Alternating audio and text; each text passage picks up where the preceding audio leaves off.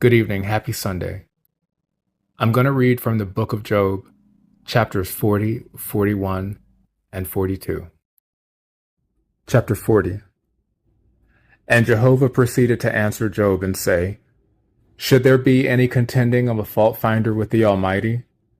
Let the reprover of God himself answer it. And Job went on to answer Jehovah and say, Look, I have become of little account. What shall I reply to you? My hand I have put over my mouth. Once I have spoken, and I will not answer, and twice, and I will add nothing. And Jehovah went on to answer Job out of the windstorm and say, Gird up your loins, please, like an able-bodied man. I shall question you, and you inform me. Really, will you invalidate my justice? Will you pronounce me wicked in order that you may be in the right? Or do you have an arm like that of the true God, and with a voice like his can you make it thunder? Deck yourself, please, with superiority and highness, and with dignity and splendor may you clothe yourself. Let flow the furious outbursts of your anger, and see everyone haughty and bring him low.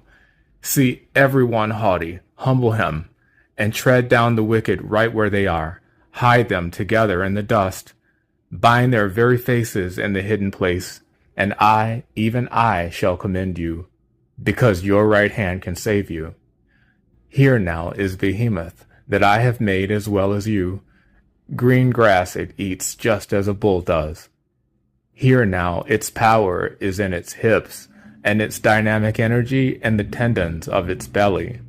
It bends down its tail like a cedar. The sinews of its thighs are interwoven. Its bones are tubes of copper. Its strong bones are like wrought iron rods. It is the beginning of the ways of God. Its maker can bring near his sword. For the mountains themselves bear their produce for it, and all the wild beasts of the field themselves play there. Under the thorny lotus trees it lies down, in the concealed place of the reeds and the swampy place. The thorny lotus trees keep it blocked off with their shadow. The poplars of the torrent valley surround it.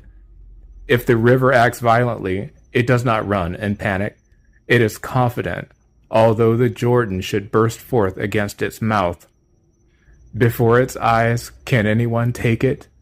With snares, can anyone bore its nose?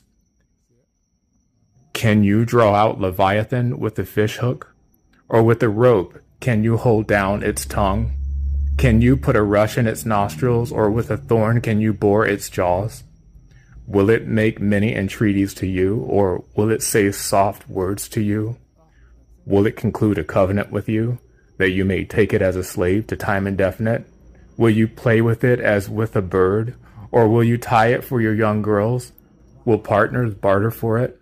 Will they divide it up among tradesmen? Will you fill its skin with harpoons or its head with fish spears? Put your hand on it. Remember the battle. Do not do it again. Look, one's expectation about it will certainly be disappointed. One will be hurled down at the mere sight of it. None is so audacious that he should stir it up. And who is it that can hold his ground before me?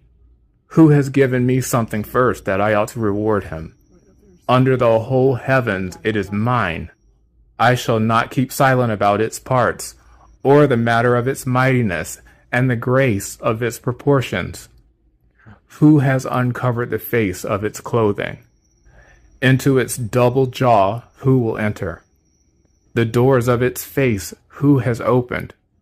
Its teeth round about are frightful.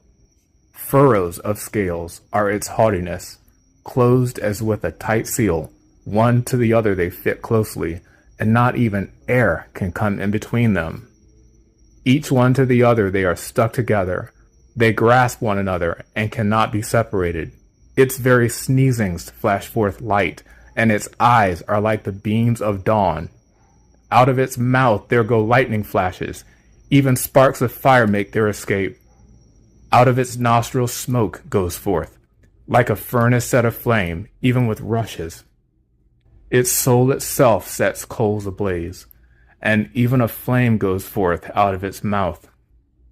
In its neck lodges strength, and before it despair leaps. The folds of its flesh do cling together. They are as a casting upon it, immovable. Its heart is cast like a stone, yes, cast like a lower millstone. Due to its rising up, the strong get frightened. Due to consternation, they get bewildered. Overtaking it, the sword itself does not prove equal, nor spear, dart, or arrowhead. It regards iron as mere straw, copper as mere rotten wood. An arrow does not chase it away. The sling stones have been changed for it into mere stubble. A club has been regarded by it as mere stubble. And it laughs at the rattling of a javelin. As pointed earthenware fragments are its underparts, it spreads out a threshing instrument upon the mire. It causes the depths to boil, just like a pot. It makes the very sea like an ointment pot. Behind itself, it makes a pathway shine. One would regard the watery deep as gray-headedness. Upon the dust there is not the like of it. The one made to be without terror. Everything high it sees. It is king over all majestic wild beasts. And chapter 42. And Job proceeded to answer Jehovah and say, I have come to know that you are able to do all things, and there is no idea that is unattainable for you. Who is this that is obscuring counsel without knowledge?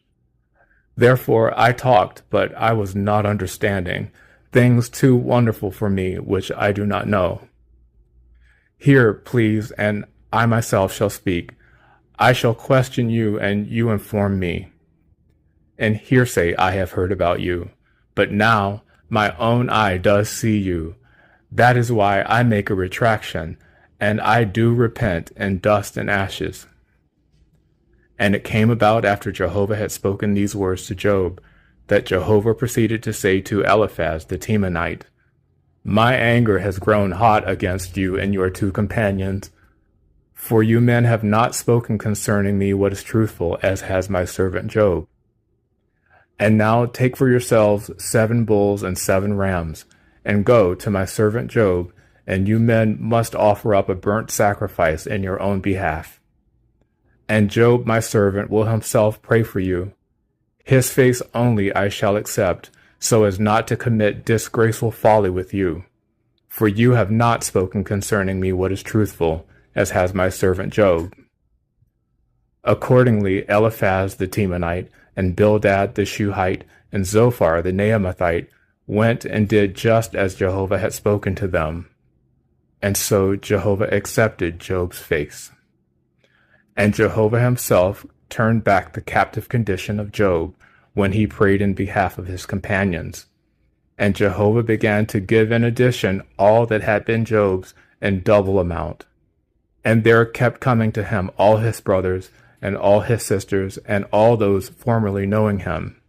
And they began to eat bread with him in his house, and to sympathize with him, and to comfort him over all the calamity that Jehovah had let come upon him.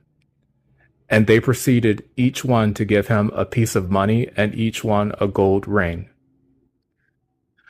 As for Jehovah, he blessed the end of Job afterward more than his beginning, so that he came to have 14,000 sheep and 6,000 camels, and 1,000 spans of cattle, and 1,000 she-asses.